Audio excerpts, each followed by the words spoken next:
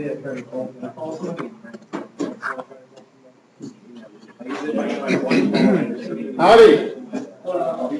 Good afternoon. Time to start with the lecture for today. What we're going to do today is we're going to complete the material on sampling distributions. But before we go to the material, is there any questions about what we have covered so far? Remember, we're going to have this lecture on this topic. We have 2 other chapters to cover, and that will basically cover the material for the class. So, sampling distributions, we're going to cover estimation and also hypothesis testing, and that will be the last topic for the course. Okay, so today we're going to complete the material on sampling distributions, and the last topic we covered was the T distribution. And I believe we went through these slides at the end of the past lecture, so let's go over it one more time. So we learned about the central limit theorem, and this T distribution is based on that particular theorem.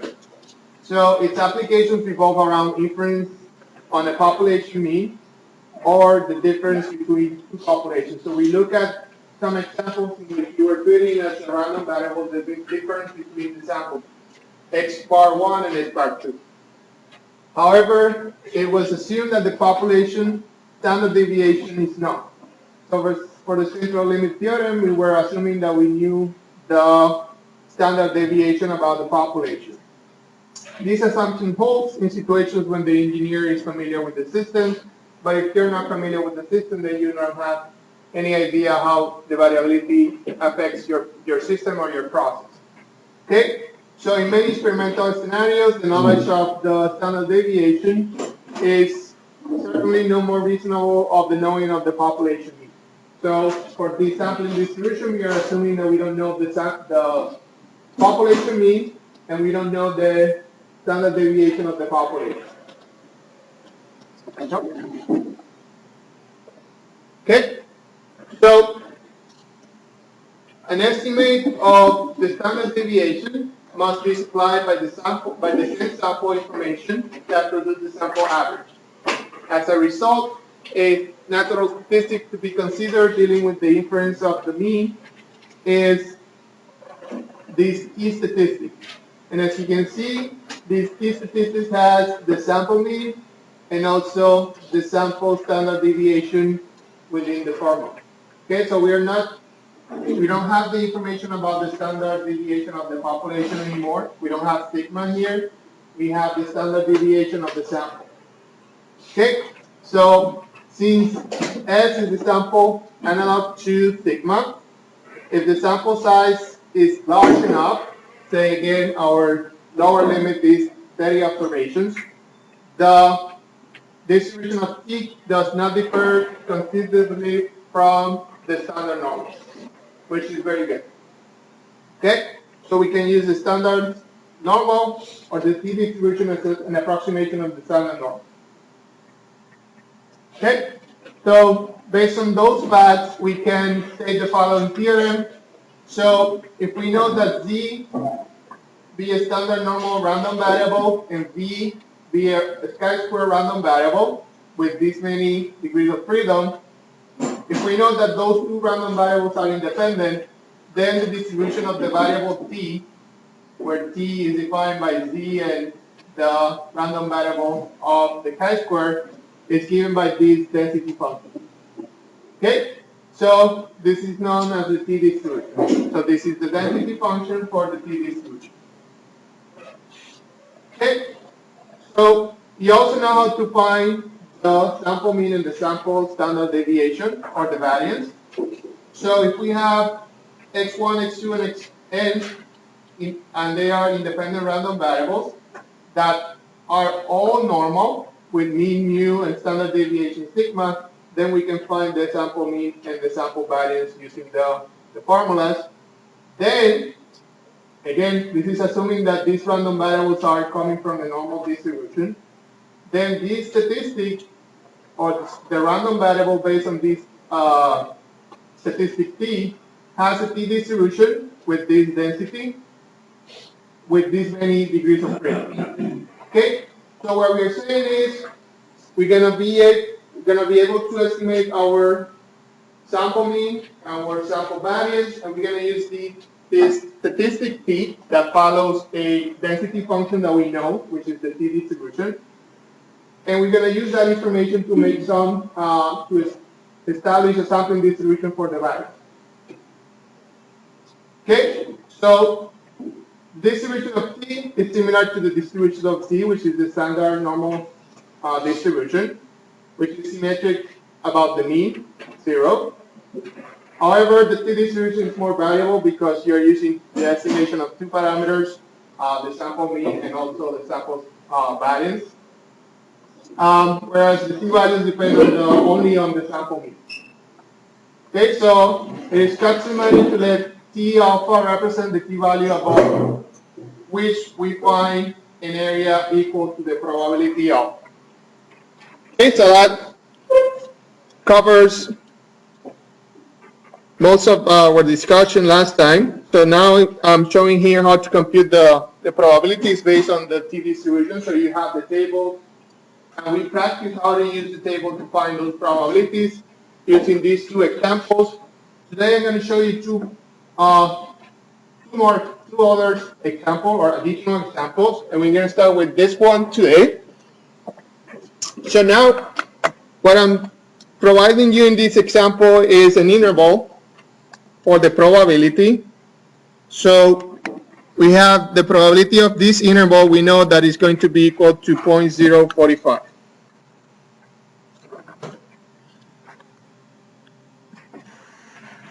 And what I want you to find is the lower limit of this interval. So we have some information here. We know the sample size, which is 15. And we know that the sample is taken from a normal distribution. And we know how to compute the t statistic. Okay, so based on the information we have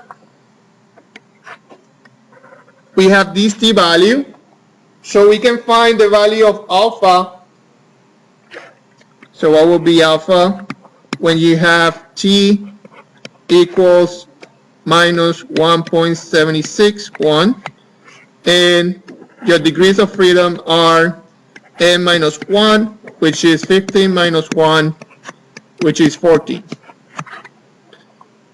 Can anyone give me that value for the probability alpha from the table? So you have the degrees of freedom and you have the value of t. So what you need to find out is the header, the value that corresponds. Yes. What is that? 0.05. Correct.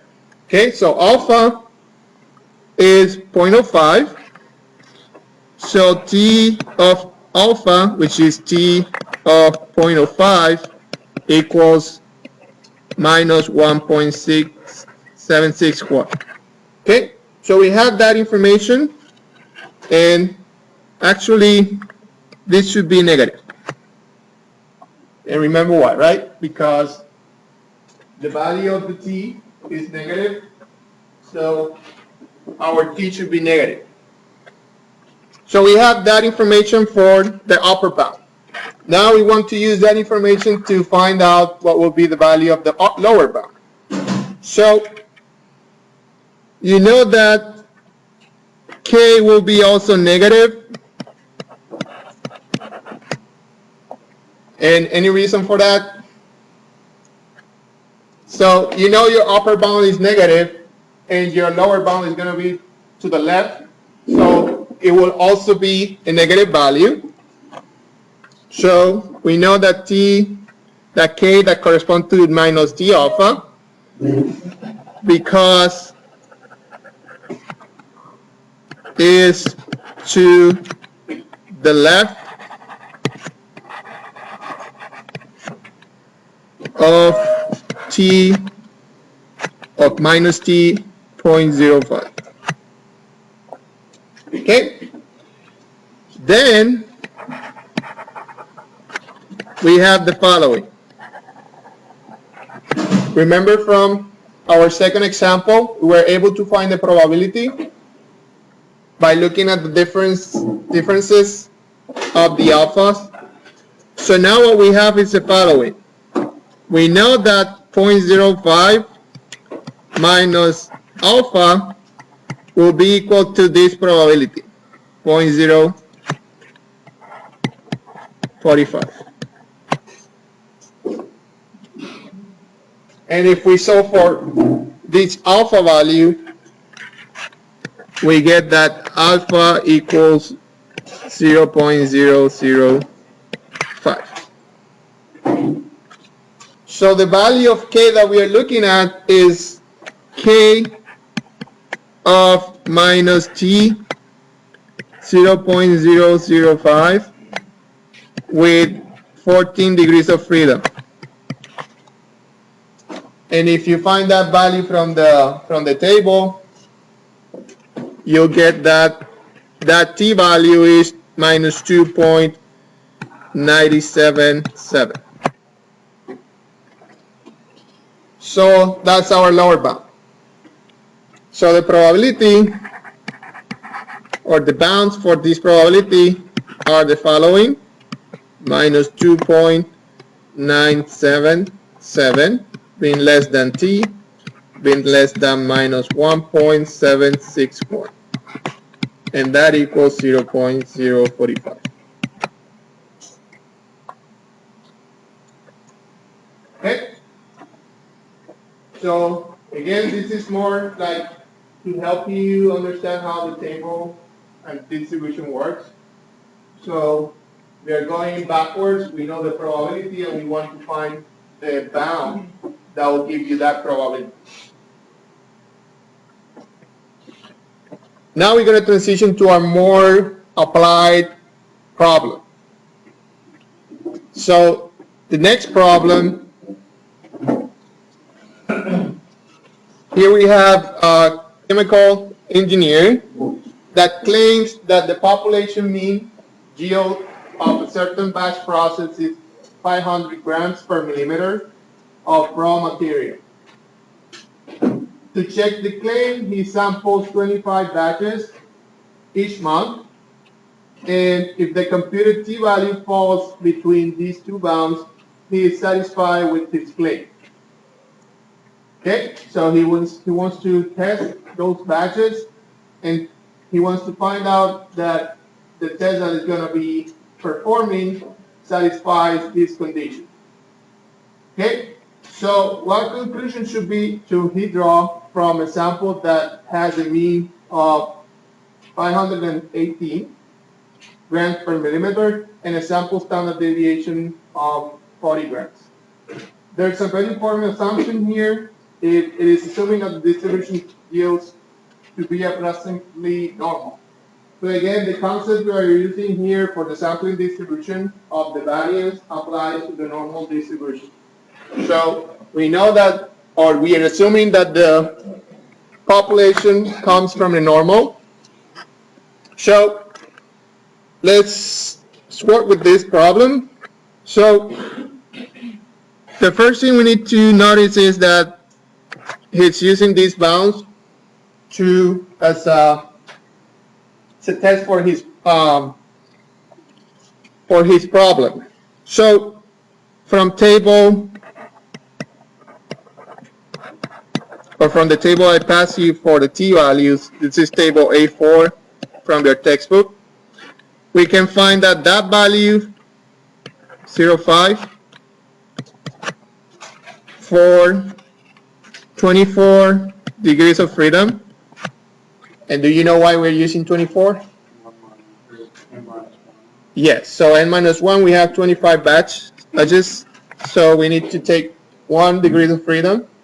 So we have 24 degrees of freedom, and this is 1.711. Okay, so the engineer can be satisfied with his claim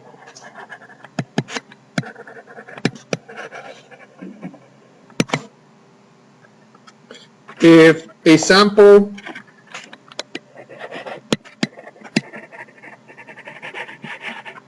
of 25 batches yield a t-value between minus 1.711 and 1.711. So we have the information from the process. We know the sample mean, we know the sample standard deviation. So we're going to use the sampling distribution for the t distribution, for the variance using the t distribution. And we're going to test our experiment. And if our t-value is within those two bounds, then we can agree with his conclusion. So let's compute the t-value. So from the t-statistic equals the sample mean minus the population mean divided by the sample standard deviation divided by the square root of n. So we know the sample mean, which is 518. We know the population mean. What is the population mean? 500, correct. We know the sample standard deviation, which is 40. And we know the number we are sampling, which is 25. And this t equals 2.25. So this number is above these bounds. So the claim the engineer is making is not valid. Okay?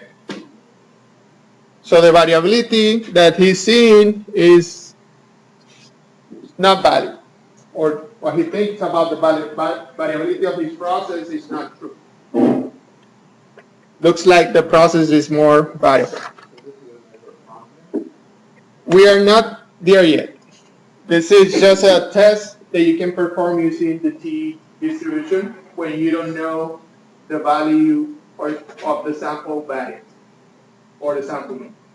Okay? So, but the next thing we're going to do is talk about confidence interval and how to perform the test within a specific confidence. Okay? So his claim is not valid. Okay? So what I want you to do now is to practice this same concept with this problem. So you can work in teams of 3. And real quick, this primer and 2.25, that's what makes it invalid. It makes it, you compute the t-value, and then you compare if this value is within this bound. So it is over this upper bound, so it doesn't satisfy that. So you're working together, 3? How many of you?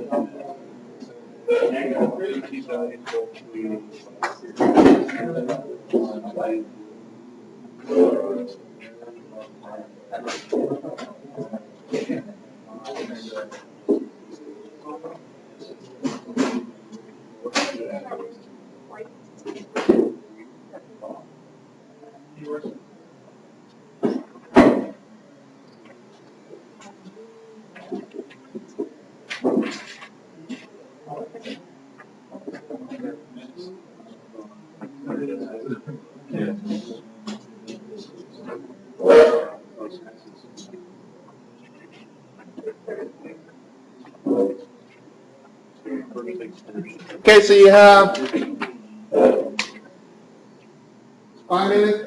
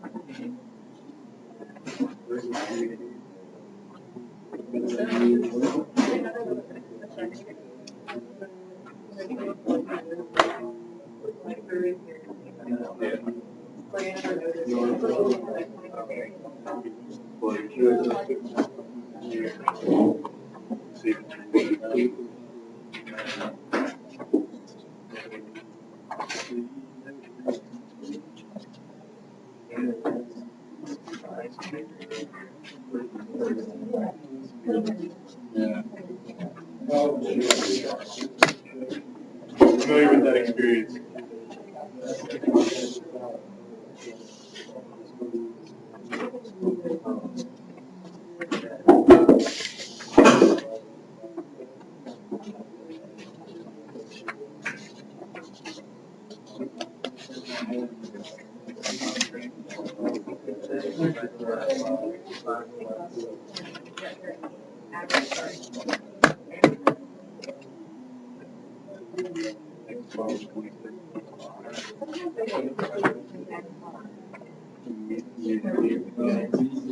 That's why. Well,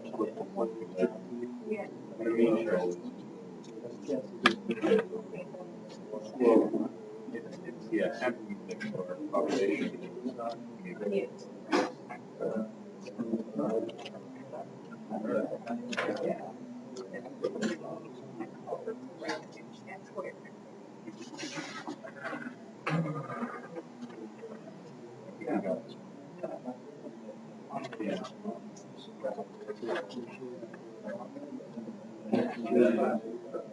Yeah.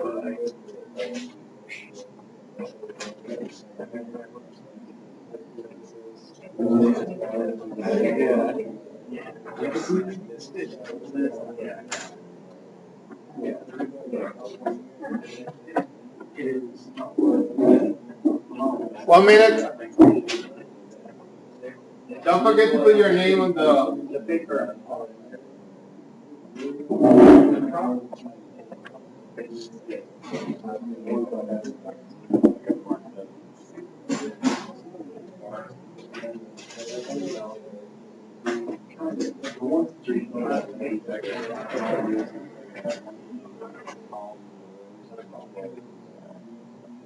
So how much time do you need? Or are you done? Most of you? Who's not done yet? Okay, 30 seconds. If you're done, start passing your papers.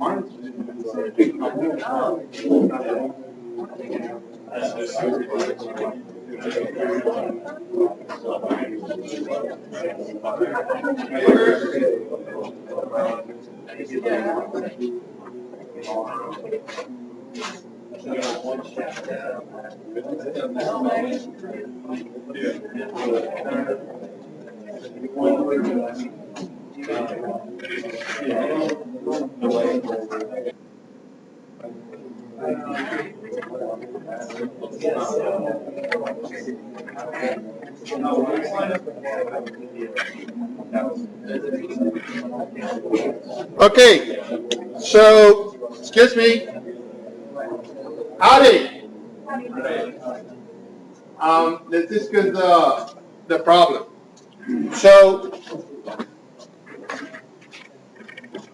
So again, this problem was very similar to the example we covered a few minutes ago. So the solution is the following. You're going to have to find the t-value. Oops. T-values for 0.025. So you have t of 0.025, and that is equal to 2.131. And you know you have your degrees of freedom are 15. So if you compute the t, then you will get 27.5 minus 30 divided by 5 over the square root of 16. And this is minus 2. So minus 2 is within 2.131. So the t is within these two bounds. So the claim is valid. Any questions? Okay, so with this example, in this lab, we complete the lecture for sampling distributions. And this is just a summary of the topics we covered. So we started by explaining what statistical or reviewing what statistical inference is. Then we talk about random sampling, some important statistics, sampling distributions, sampling distribution of means and central limit theorem, and the last topic were the sampling distribution for the variance and the t-distribution. Okay, so now what we're going to do is to transition to the next topic, which is, keep this.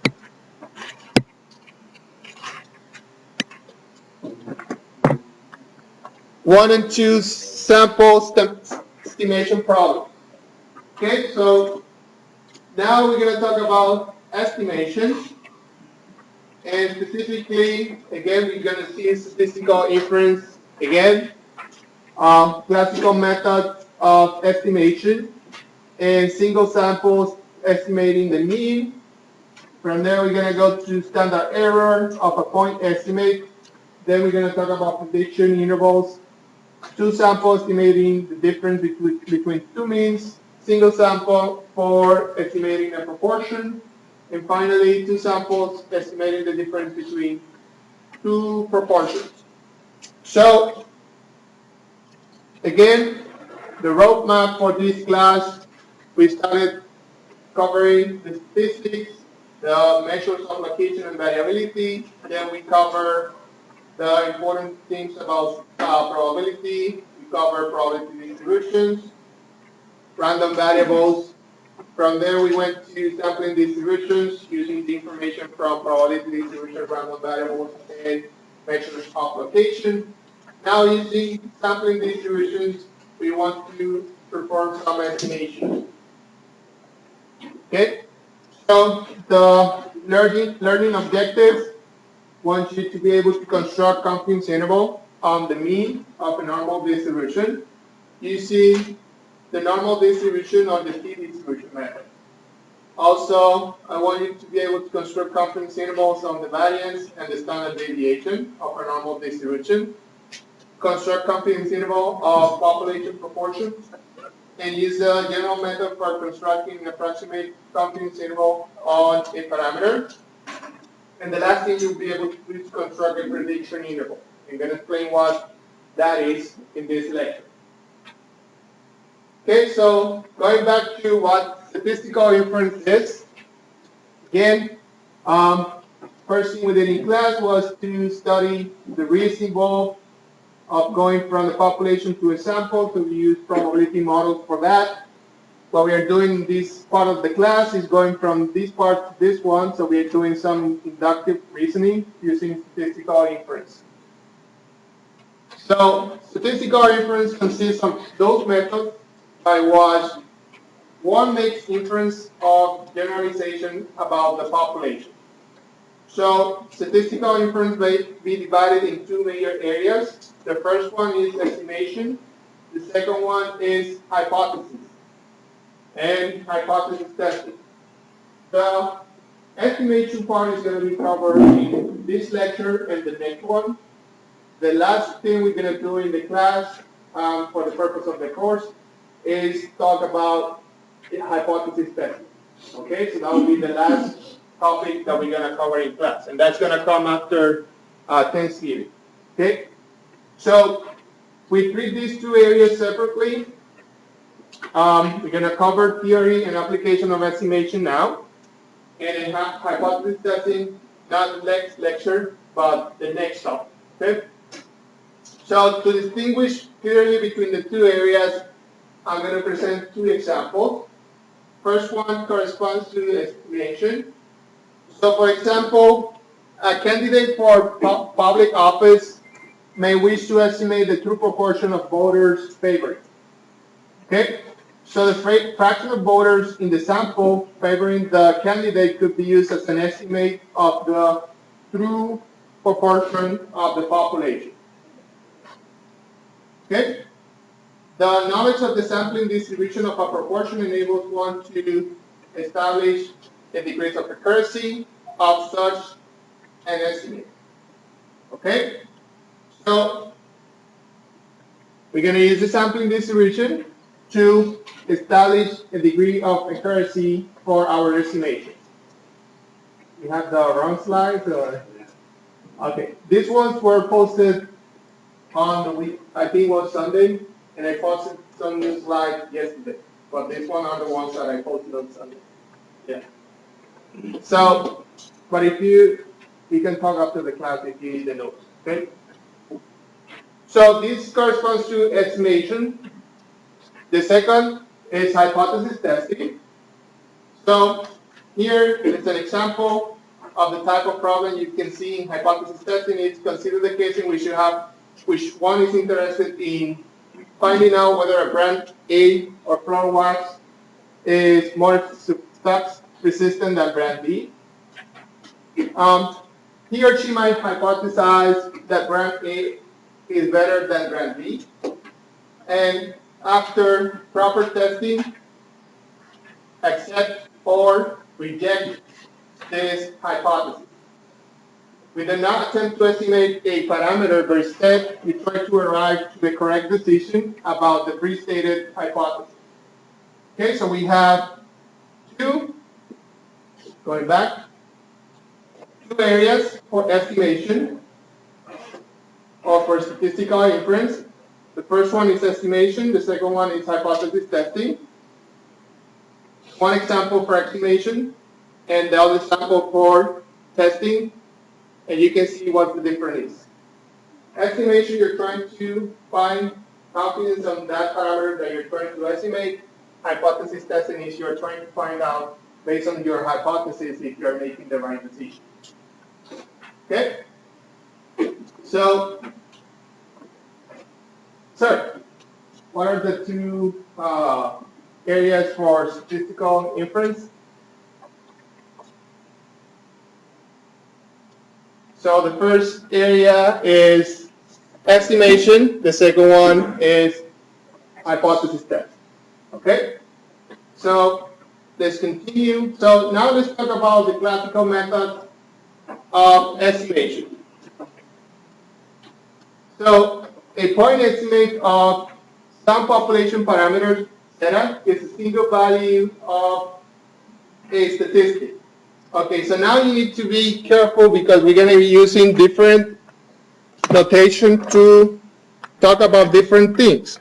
So a point estimate, we're going to denote a point estimate by theta hat. So let me make a note here. The population parameter is the theta without anything on top of it. And we have the statistic denoted by this symbol. Okay, so as an example, so a point estimate is going to be of some population parameter. This is what we know about the population. We include all the units, the outcomes in your population. It's a single value of that population parameter of that particular statistic. So, for example, the value of X bar, or the sample mean of the statistic X bar, computed from a sample size N, is the point estimate of the population parameter. Another example, let's say you're looking at the average age of all the students on campus. So we can have theta represent the average age of all the students, right? That's your population parameter. We can have theta 1 being the average age of students in this class.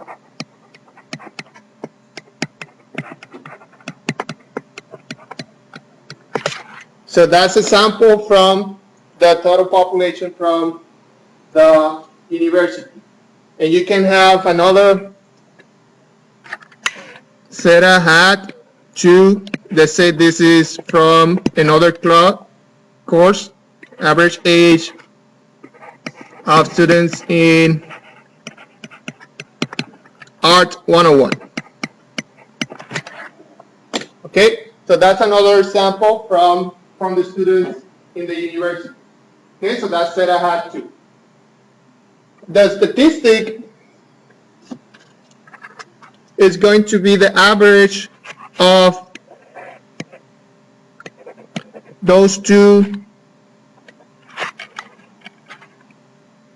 estimates. So this is theta hat 1 plus theta hat 2 divided by 2.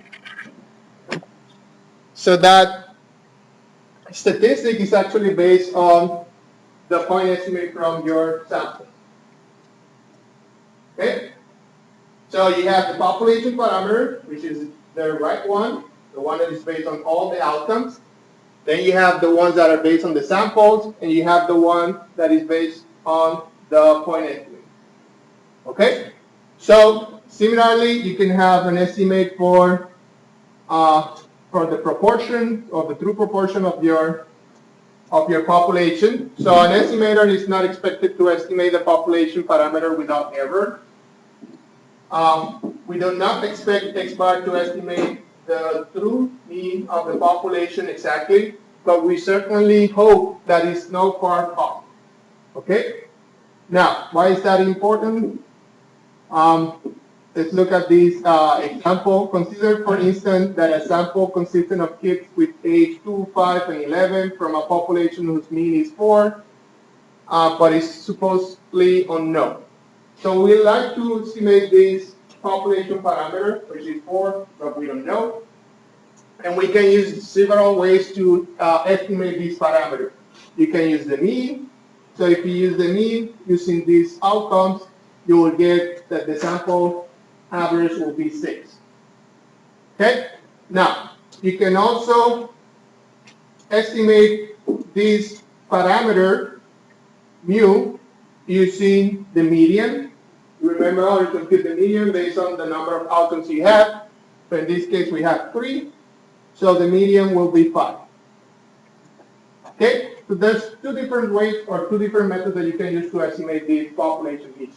Okay? But you don't know the right value. So knowing the true value of the parameter mu, we must be able to decide in advance whether to use X bar, which is the sample mean, or to use the sample median as our estimate. Okay, so we need to find out what will be the best estimator for this particular parameter. Okay, so let's talk about what is an unbiased estimator, and I'm going to show you an example in the next slide. So an unbiased estimator is what are the desirable properties of a good decision function that will influence us to choose one estimator rather than the other. Okay, so from the previous example, we're looking at the sample mean and the sample median. We wanted to identify which of the two is a better estimator. So we need to find out what are the properties that will guide us to make that decision. Okay, so let this theta have be an estimator whose value is the point estimate of some unknown population parameter. We would like the sampling distribution of these statistics to have a mean equal to the parameter estimate. That will make our estimator unbiased, meaning that our estimator is going to correspond to the value of the population parameter. And that's the type of estimator that we are looking for. Okay, we want to be able to get an estimator from our sample that will give us the value or a value unbiased from the population parameter. So, as a definition, the statistic theta hat is said to be unbiased estimator of the parameter theta if the mu or the expected value of that statistic equals the population parameter. Okay? So we're going to look at the expectation and we're going to find out if that statistic, the expectation of that statistic equals the parameter for our population. Okay? And this is a very important concept. So we want to find good estimators. And a biased estimator is actually one that will give us the same value as the population parameter. So let's look at this example. So we want to show that the sample variance is an unbiased estimator of the population variance. We want to find out if our sample variance gives us the same value as the population variance. So what we do is the following. So by definition, we know how to compute the sample variance, right? So we know this formula. We can separate this or basically expand this expression by adding this extra component. So if you subtract this from here, you will get this same expression. Okay? So now we need to find the expectation of this. And in order to get the expectation, then you're gonna basically look at the expectation of the expression where the x are. So here x is within xi minus x bar. Actually, we are looking at this one, xi minus mu. So we look at the expectation of x minus mu. And here we're looking at the expectation of x bar minus mu. And this is coming from here. Okay? Now, we know that this is the variance of each random variable I. And we know that this is equal to the variance of the sample mean. So using this fact, we know that this is equal to the variance of the population, and we know this is equal to the variance of the sample mean when we have a normal distribution, right? So we have this, and we have this. So we substitute that into our previous expression, we will get this. And solving this expression will give you sigma squared, which essentially show you that the expectation of the sample variance is equal to the population variance. And that shows you that the expectation of the variance or the sample variance equals the population variance, so this is an unbiased estimator. And we can perform this test as well for the sample mean. And you will find out that it is an unbiased estimator of the population.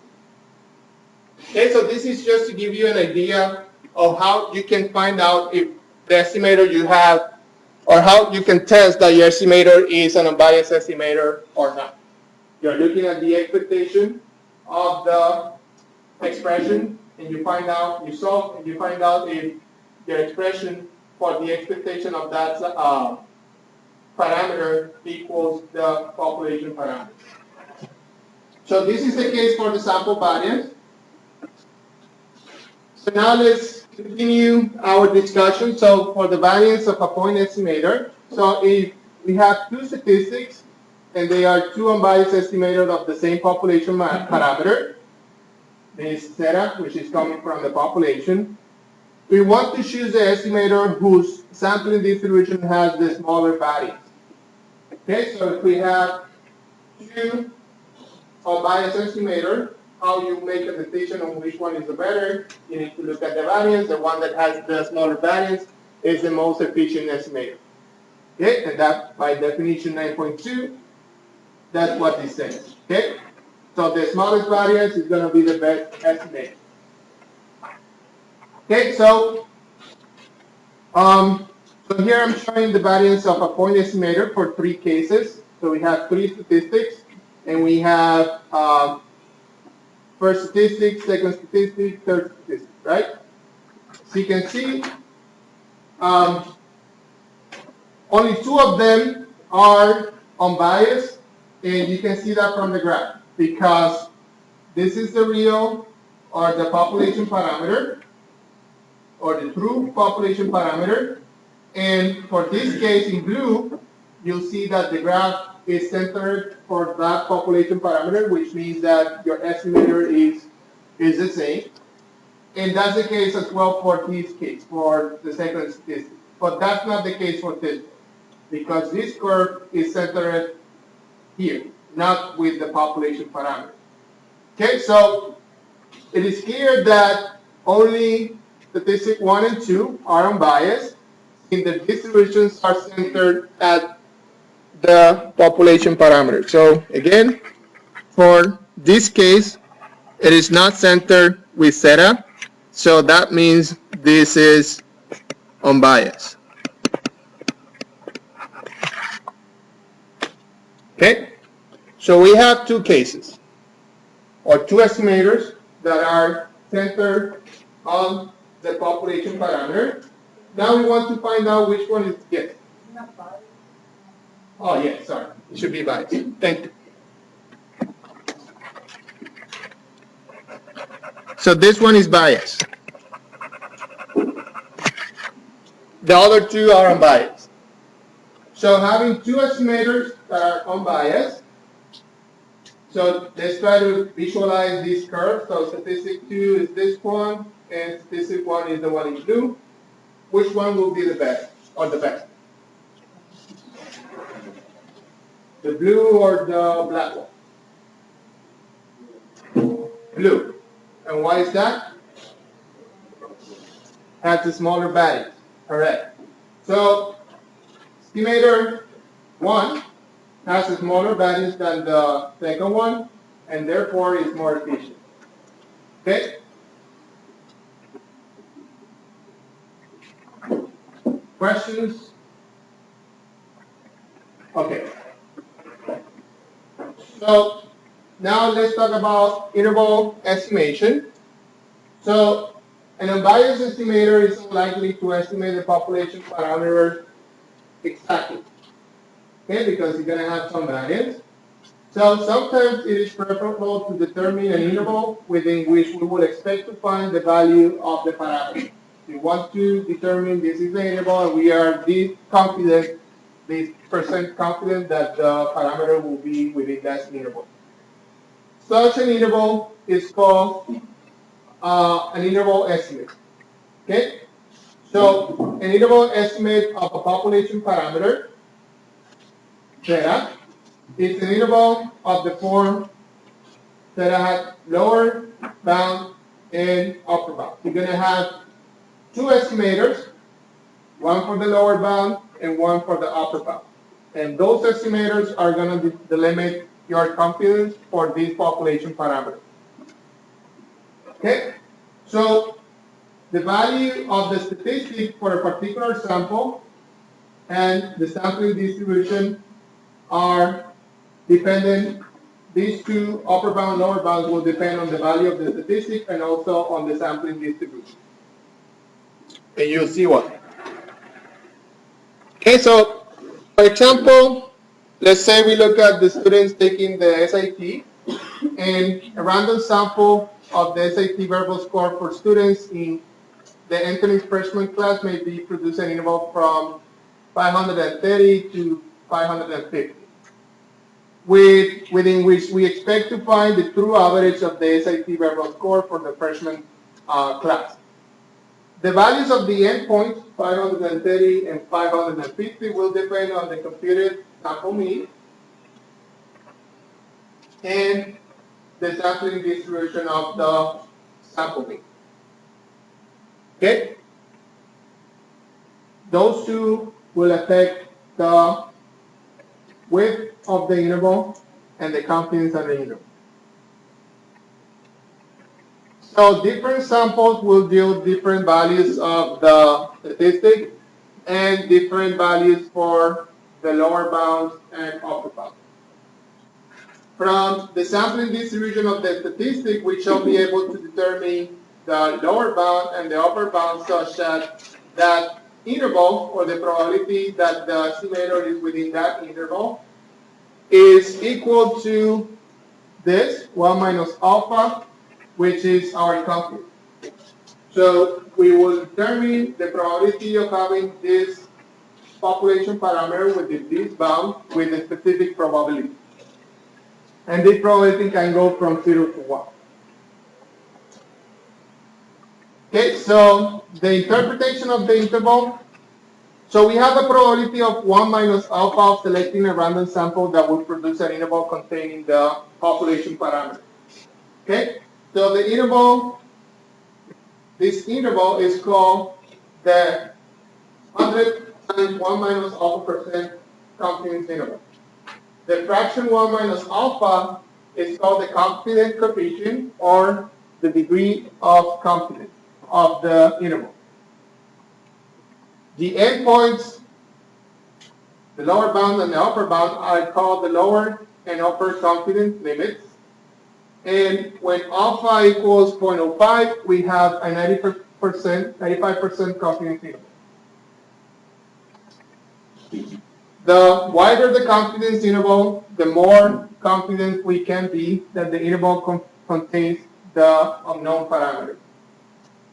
And kind of makes sense, right? Because if you have a wider interval, then you have more space for finding your true parameter versus having a small interval, you have less chances of having that parameter within that interval.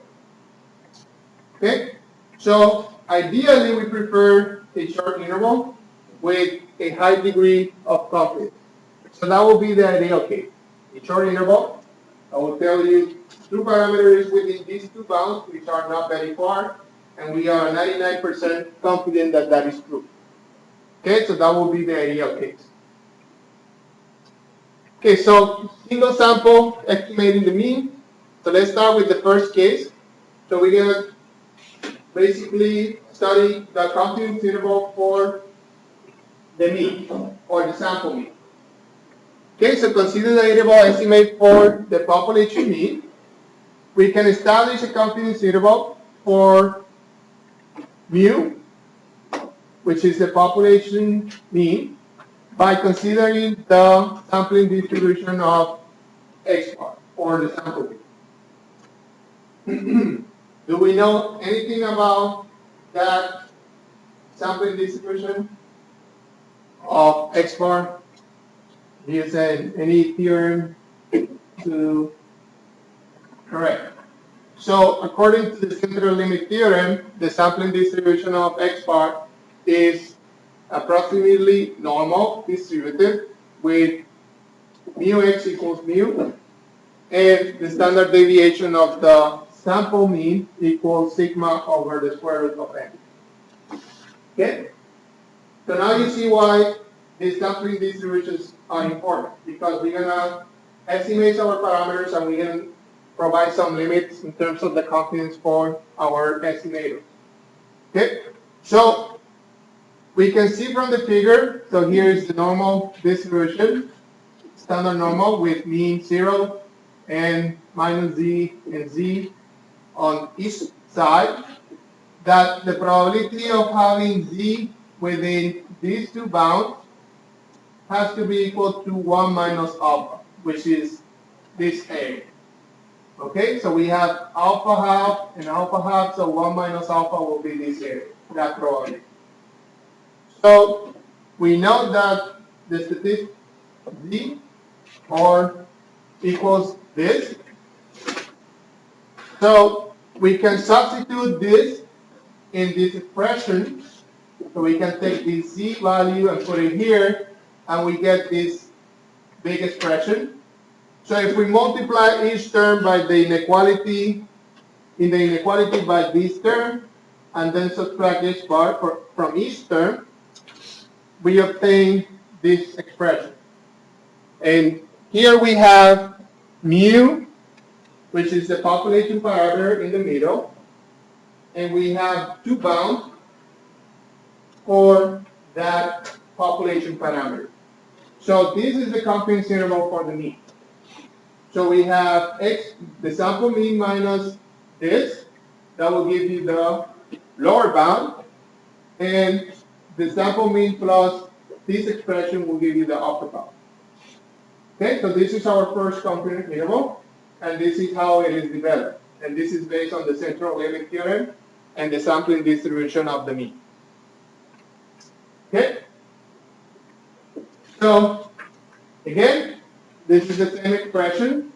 So we have, if x bar is the mean of the random sample of size n from a population with known variance, confidence interval for mu is given by this expression, and you saw how that was developed, where C alpha half is the C value leaving the area of alpha half to the right.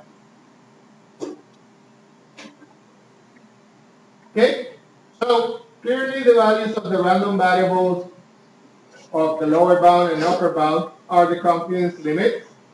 And again, we can separate them from the expression. So this is the lower limit and the upper limit. And different samples will yield different values of x bar. So if you take different samples, you will see that the average is going to be different for each sample. So that would produce different interval estimates on the parameter mu, which is the population parameter. Okay, so let's try to understand confidence interval from this picture. Okay, I'm gonna make my best effort, and I think this will make things more clear. So here we have this graph, and we have mu on the x axis. Okay, so this axis corresponds to x bar, and we have mu. This is the true population parameter. Okay, and that is centered here with this line. What each line, blue line, and this dot represents the sample mean for each sample. So we took a sample. The first sample gives you this sample mean, and if you find the confidence bounds for that sample, this is your confidence interval. Then you look at the second sample, you find a confidence interval. Third sample, you find another confidence interval. So you find a confidence interval for each sample. You have 10 samples, 10 confidence intervals. But you know that the true population mean is here. So as you can see, most of them contains that population mean within the confidence interval. But there's one of them that does not. Right? And you can see that number 4, the bound does not include the population parameter. So if you have 10 confidence intervals and one of them does not include the population parameter, what is the confidence of this confidence interval? 9 of them contains, 90%. So the confidence that you have about your process is 90%. So your confidence interval is 90% confidence that will include the population parameter. Only one of the confidence intervals does not include it. Okay? And that's what we're trying to do. We're trying to find an estimate and bounds for this estimate that will give us a particular probability of including the true population parameter. Okay, is that clear? Questions? Okay. So let's look at this example.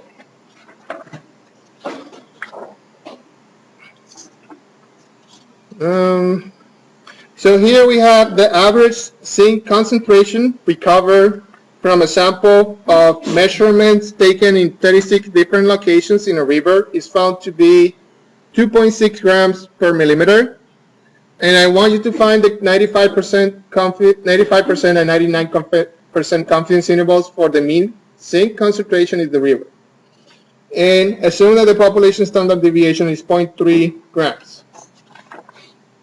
Okay, so based on our discussion, we know the expression to find the confidence intervals. So that is mu has to be less than x bar plus z of alpha half times sigma over the square root of n. And it has to be greater than x bar minus z of alpha half times sigma over the square root of n. Okay, so that will define our confidence interval for the population mean. Okay, so for the first case, we are looking at 95%. We know x bar equals 2.6. So the first thing we need to find out is the z value for this case. So what will be that z?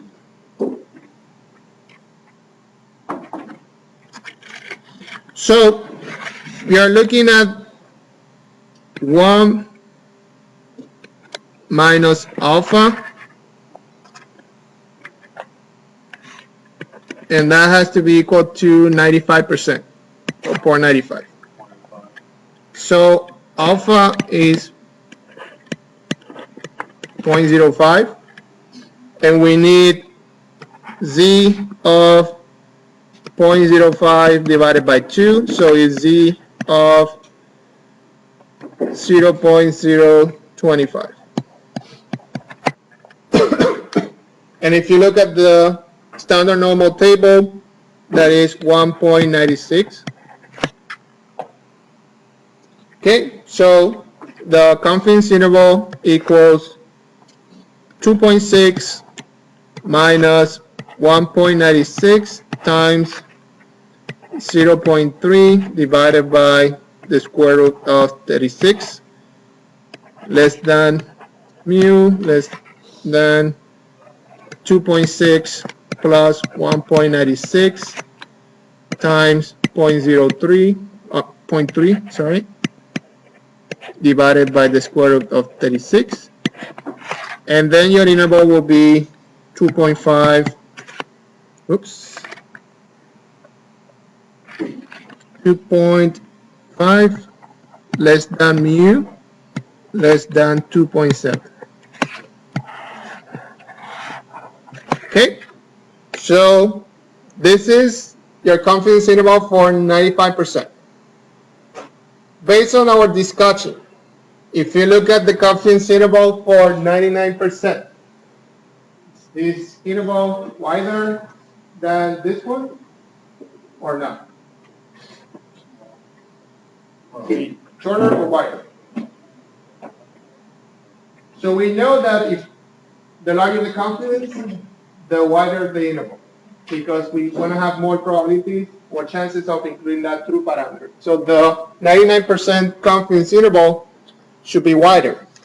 So if we look at that interval for 99%, we get alpha equals 0.01. So this is zeta of this, which is 0.005, and this equals 2.575. Then you will get this 2.6 minus 2.575 times 0.3 over the square root of 36, less than mu, less than 2.6 plus 2.575 times 0.3 divided by 36, and this is equal to 2.47 less than mu, less than 2.73. So you can see that this confidence interval is wider than this.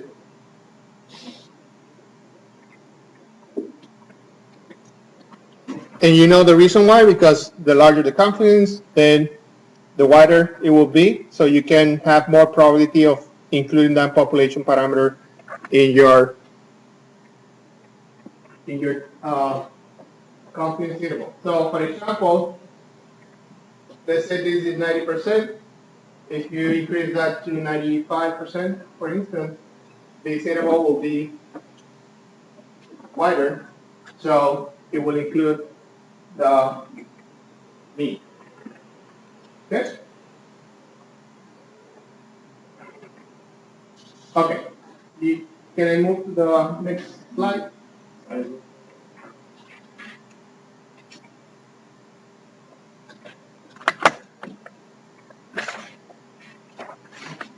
Okay, so we have one more thing to cover, which is how to get the sample size based on the confidence of our test. So most of the time H bar will not be exactly equal to the population parameter, and the point estimate will be in error. So the size of this error will be the absolute value of the difference between mu and the estimated. Excuse me. we can be this confident that this difference will not exceed this value, which is part of the bound of your confidence interval. So by theorem 9.1, if x bar is used as an estimate of mu, we can be this confident that the error will not exceed the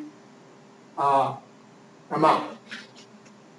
Okay, so sometimes it's important to know how large a sample is necessary to ensure the error in estimating mu will be less than a specified amount error.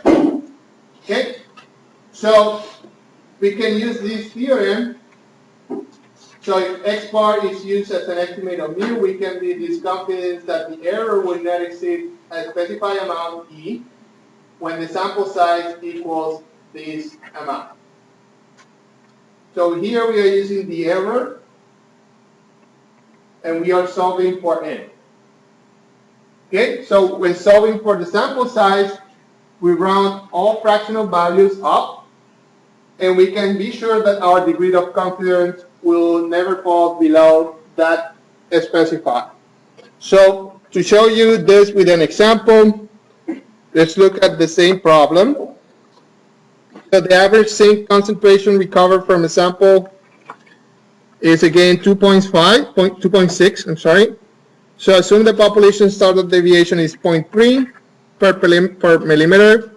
How large a sample is required if we want to be 95% confidence that our estimate of mu be less than 0.05.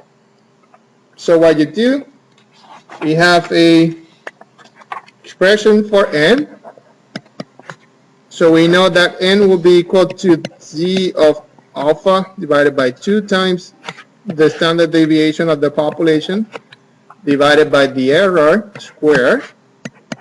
So we know z of alpha half is 1.96. We know the standard deviation, 0.3. And we divide this by the error, and we square this. This equals 138.3, which will be equal to 139. So if you want to be this 95% confident that your population will be within this error, 0.05, then you need to collect these many samples. Yes, sir. Where are you getting the value? This is coming from the standard normal distribution table. Yeah, you should have a copy of that table. Yeah. So you have the value of z. You can find you have the probability. You can get the value of z. Any other question? Okay, so this completes the lecture for today. So on Monday we're gonna complete this topic covering this point from the lecture. Today I'm gonna post a homework, so you're gonna have a homework due next week, next Monday.